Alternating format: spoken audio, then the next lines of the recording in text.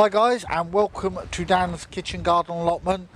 Today we've just popped down the allotment to do a few little bits and pieces. As you can see, it's very windy and quite cold. So guys, just before this video starts, please go along and hit the subscribe button and make sure the bell notification is on at the side to notify you when I upload a video. So let's get this video started. So then, for Christmas, my little brother went out and brought me this for the allotment, this welcome sign. The only thing is, I was walking on the way here. God knows what people thought it was if I'm walking like this.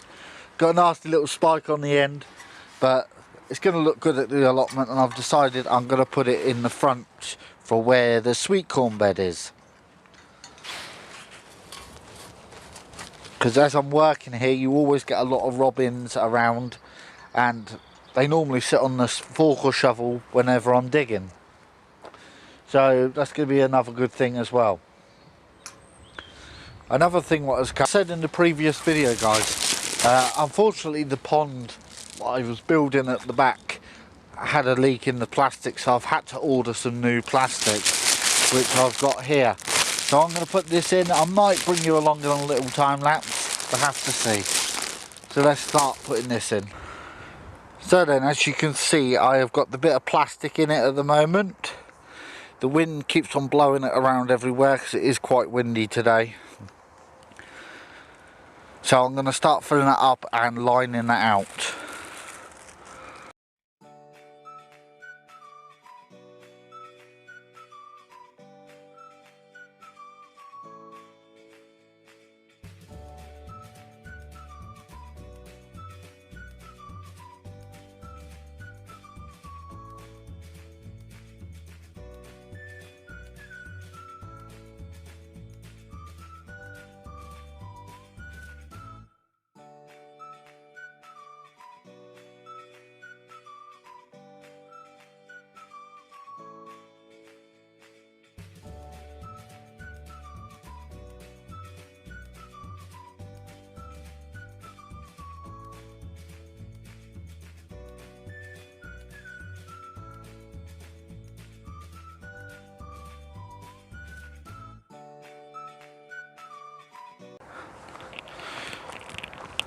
So then, as you're filling up the pond, as you're going and filling up the pond, what you want to do is, as you add water, just pull the plastic back just to take any of the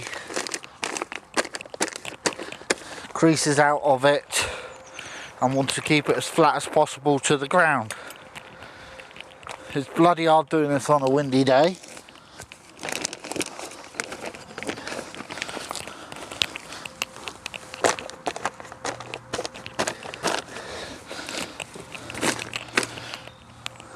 Right, I think 2 more watering cans and that is done. So as you can see, that is the pond completely finished now and done up. You always must leave a little in and out space for things like hedgehogs if they accidentally fall in the water. But here there is quite a shallow bit, probably half a spade, and in this section you've got about a foot and a half deep this side, just for frogs and that, or small little fish to go down in the winter so they can stay warm.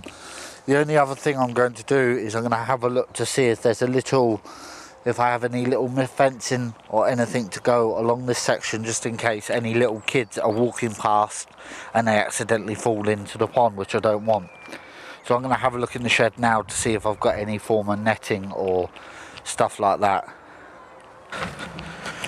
So I found a couple of old nets, old net cages. Used to use them as brassicas years ago, for the brassicas, before I actually got the proper cage for them. So I see them in the shed and I thought, okay, these will make a good basis so I can put up to stop the kids coming in. Let me just finish off this one.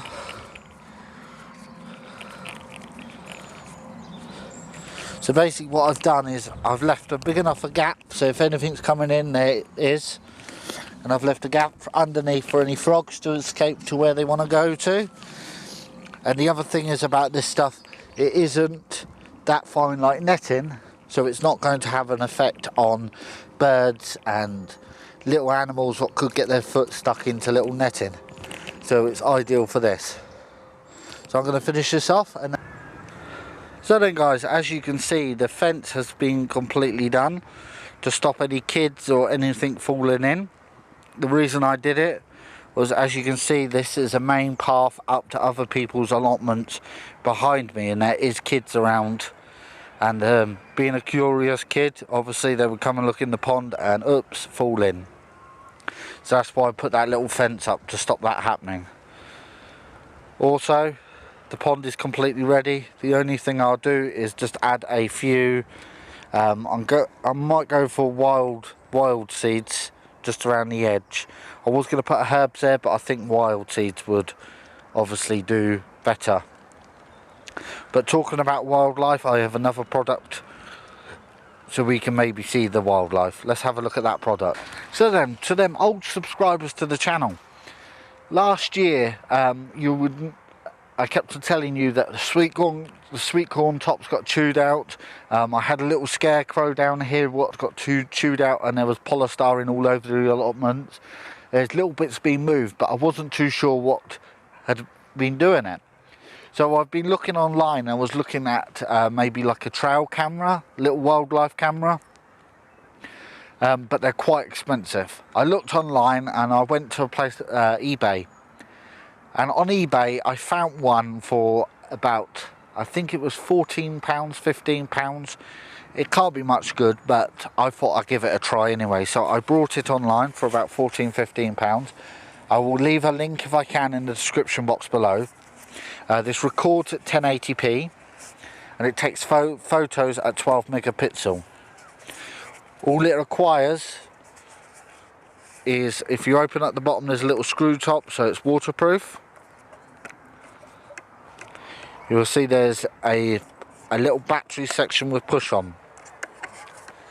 I have in my back pocket here, I'm already pre-prepared. And your batteries will slide in. It takes 4 AA batteries. And dropping that battery makes it 3 AA batteries. 3 AA batteries. You just clip it back up. In the bottom here you have a small micro SD slot.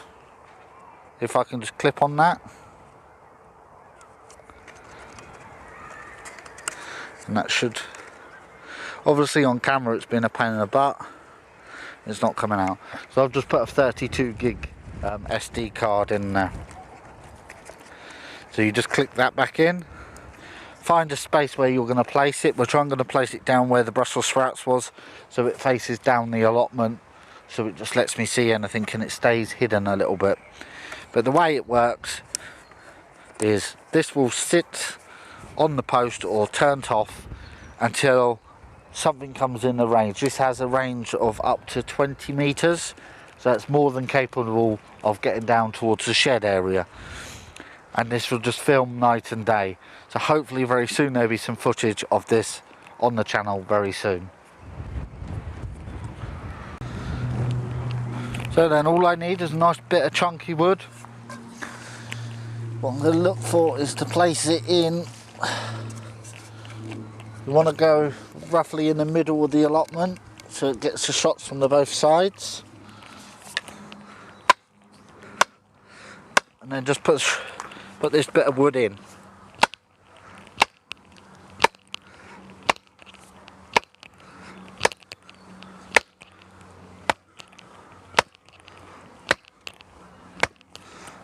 I don't think that's going anywhere.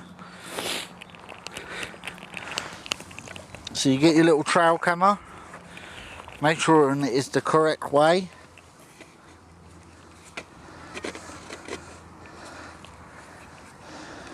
And you just tie it around the bit of wood. This is a complete trial from me, so I'm going to say roughly around about there. The only thing you want to do is make sure you switch it on as you leave. or you'll just be getting clips of you walking around the allotment all day. So that might be another good thing for the allotment, and hopefully we will see some wildlife on that footage very soon. So then guys, as you see, the pond is hopefully done. If there's any more leaks, what I'll end up doing is filling it in and just turning it into a little wildlife area. So that's took enough time, enough work, and hopefully with the wildlife seeds around the edges, when it's done, it's going to look absolutely fantastic in the summer and the springtime. The frogs will like it, the other animals will enjoy drinking water and stuff like that from it. Also, I've got the trail cam on so I can see what animals are exactly coming on my plot when I'm not around. What I did is I brought 2 of them because I was a little bit worried about one of them getting stolen I wasn't too sure about what I would do. So what I did is I've got obviously one down the end of the plot there. Also, there's another trail cam around here somewhere what is aiming at this too, so obviously I can see exactly who took this one if it goes missing, which I'm hoping it's not going to. Hopefully I haven't had much problems down this allotment with stuff going missing or stuff being taken. People are generally nice down here. This is a proper test for this microphone because it is really windy out here. I would have never been able to do this on the normal microphone. So hopefully it's worked and there's no wind sounds over the speaker. So if you like this video, please hit the like button. If you're watching this video and you're not a subscriber, please hit the subscribe button and make sure the bell notification is switched on at all times. Also, we have Facebook and Instagram. Please go along and follow them pages as well. You'll get first dibs on any competition giveaways and things what's going on the channel. Also, if you have any questions or comment or just want a general chit chat, put in the comment section. Until the next video, I'll catch you in the next one.